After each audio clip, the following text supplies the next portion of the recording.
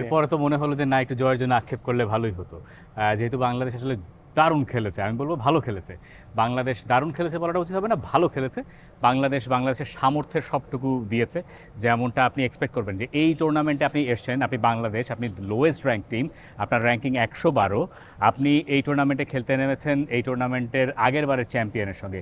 মানে ব্যাপারটা এরকম যে আর্জেন্টিনা যখন খেলবে এবারের বিশ্বকাপে, ধরেন উজবেকিস্তানের সাথে যদি তারা খেলে, উজবেকিস্তানের ফার্স্ট ওয়ার্ল্ড কাপ, অথবা অন্য কোনো দেশ ধরতে পারি, বা আর্জেন্টিনার কারেন্ট চ্যাম্পিয়ন। পদ্মা সেতু, মেট্রো রেল এবং এলিভেটেড এক্সপ্রেসওয়ে নির্মাণের গর্বিত অংশীদার বসুন্ধরা সিমেন্ট।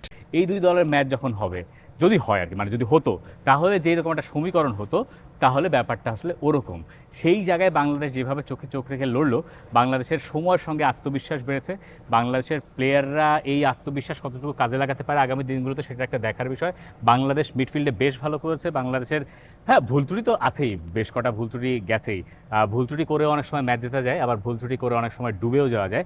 বাংলাদেশ আজকে একটা মাঝামাঝি জায়গায় থেকে শেষ করলো, যেটা বাংলাদেশকে হয়তো পরের ম্যাচগুলোর জন্য বেশ অনুপ্রেরণা দেবে।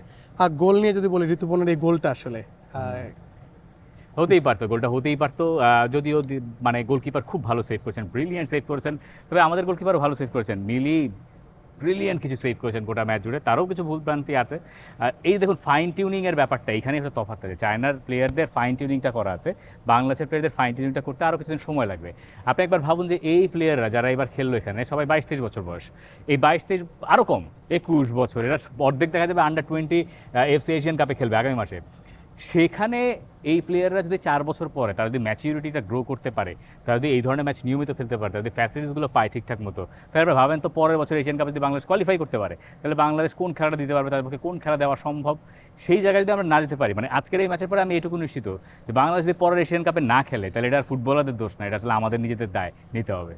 যে ঋতুপর্ণার যে গোলটা যদি বলতেন একটু, ঋতুপর্ণা Brilliant বলছিল যে আমার লাইফের সেরা গোল হতে পারে। সেরা গোল হতে পারতো, অবশ্যই সেরা গোল হতে পারতো, এবং সেরা গোলটাই হতো। ঋতুপর্ণা তো এই ধরনের গোল করেন, আমরা সাফে দেখেছি, এই টুর্নামেন্টে কোয়ালিফায়ার্সে দেখেছি। এই ধরনের গোল করা তার অভ্যাস হয়নি আনফর্চুনেটলি। হয়তো সামনে কোনো একদিন হবে, দিন শেষে এটাই তো ফুটবল, কোনো একদিন পাবেন, কোনো একদিন পাবেন না। শেষ প্রশ্ন ভাইয়া, একটা বড়, আপনি যেটা বলছিলেন প্রথমে, যে এই অংশগ্রহণ করাটাই একটা মানে বড় গর্বের ছিল।